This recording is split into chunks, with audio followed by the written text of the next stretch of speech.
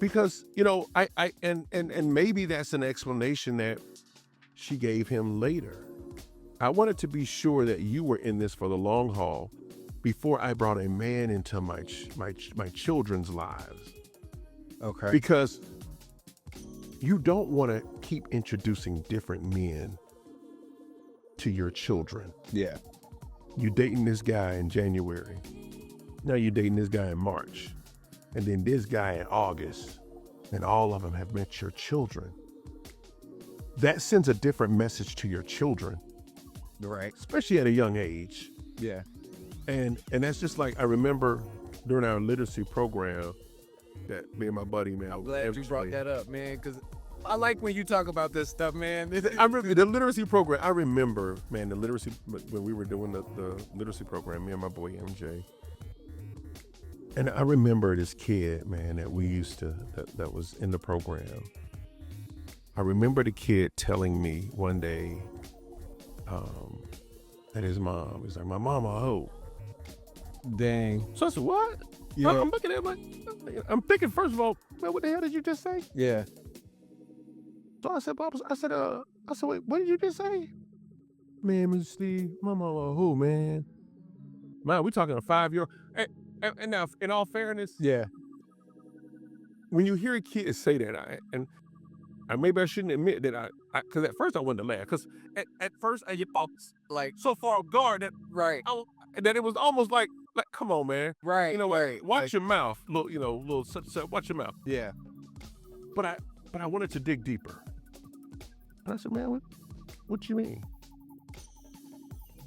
He was actually a kid that I found that really found out that he was not really the problem child in the classroom. Okay. But he was that kid that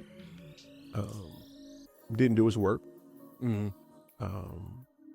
Always falling asleep, had his head down on his desk. Okay, I got you. But you know what? He had his head down on his desk because he was tired.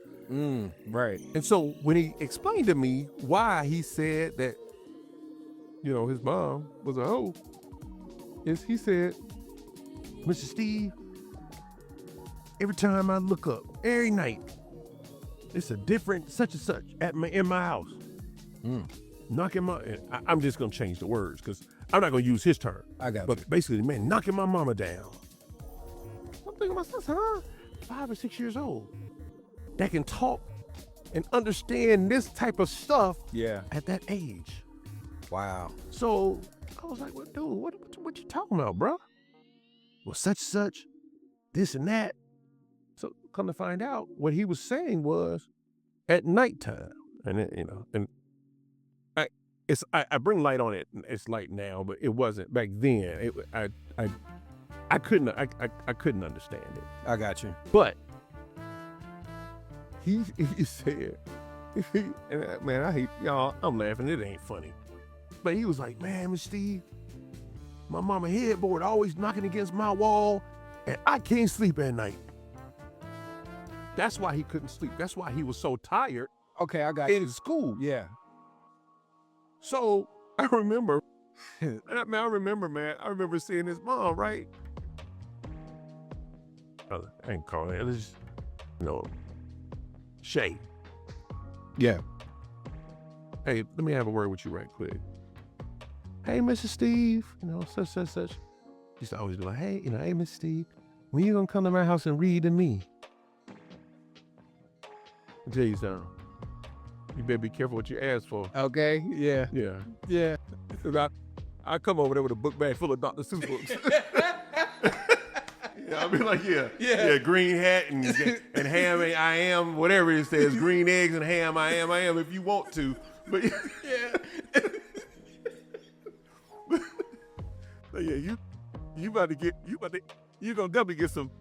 gonna get some literacy. Yeah. I'm gonna teach you all your vowels, A-E-I-O-A-U. Yeah. Okay, y'all, we just having fun, y'all. This is, you got podcasts are fun too now. It ain't all serious. But anyway, getting back to to the point, so I pulled her to the side and I said, hey, I want to talk to you about something.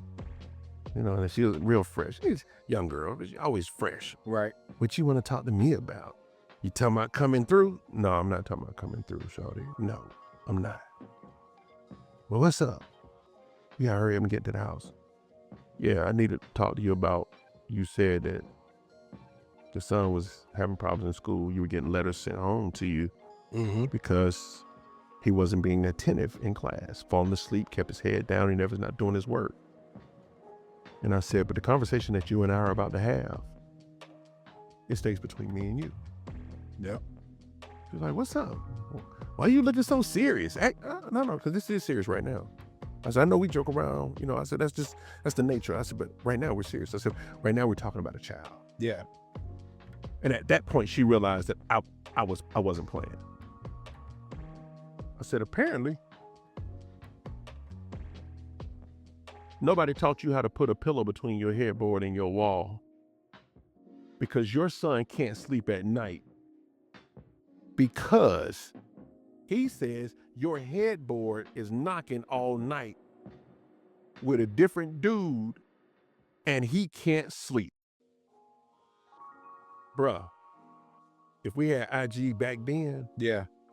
the picture that she made, the look on her face. Right. That's literally what I was thinking about.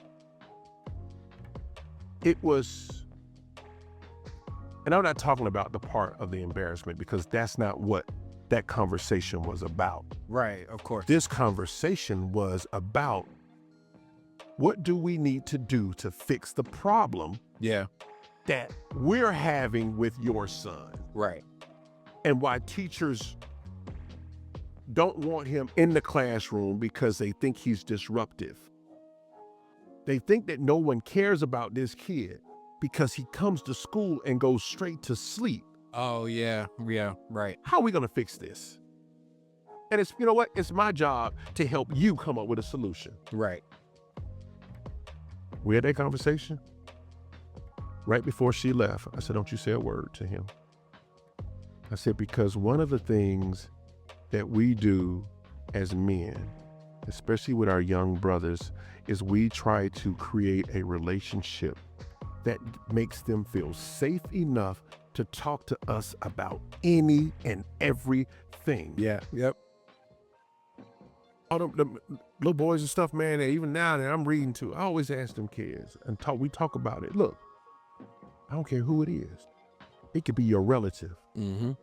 If somebody's touching you in a way that they're not supposed to, or it makes you feel uncomfortable, or if they're touching you and telling you don't tell somebody, if anybody's telling you don't tell someone about something they're doing to you, it means it's probably wrong. Right. And you need to tell somebody. And I said that to say, we like to keep this bond that we have. And I told her, I said, and if you tell him, if he knows that you and I had this conversation, it's now going to keep him from communicating with me. Yeah, right. And she said, you know what? I won't. Got the problem fixed. I remember her coming, she came to me, man, time later, she was talking about how much better he was, and that he now, like, one of the teachers made him, teacher's pad, erase the board. Oh, yeah, pick up papers and that sort. They started doing that for him. And I was like, you know what? I love it. Yeah. I'm like, so I like to hear that. And even then, she still would say, okay, now we got that problem out the way. You still, when you coming to read to me. Yeah. Let me tell you something. One of the things that I always I value is my love that I have for our children. There's not enough communication between Black men and our young youth. Right. I think that's where the disconnect is. I think this is why we see so much crime. This is why we see so much truancy. This is why we see so many of our young boys. You know what? This is why we see 45, 50 unsupervised children breaking in cars up in the Camp Creek Marketplace, or right at Stonecrest. It's stuff like this. And you're seeing two groups of 40 and 50 kids fighting and shooting at each other at the end of a football game. That's why we're having these problems. And it's up to now, it's up to men, specifically, it's up to black men. We got to step up our game. We got to step up our game, man. We have got to do better with creating lines of communication with our youth. Yeah. He doesn't have to be your son, but still be that man like they had back in the day. I remember, like, my grandparents would talk about how, and not that it's, I'm not saying that you whip somebody's children, but back in the day, my grandmother was like, oh yeah, if we got caught by, let's just say, Miss Mary, the neighbor, doing something wrong, Yeah. she said, Miss Mary would whip my ass, and then she would tell my mama, and then my mama would whip my ass. Yeah, yeah. So, and I remember my grandmother telling me that. I'd be like, man, you lost your mind.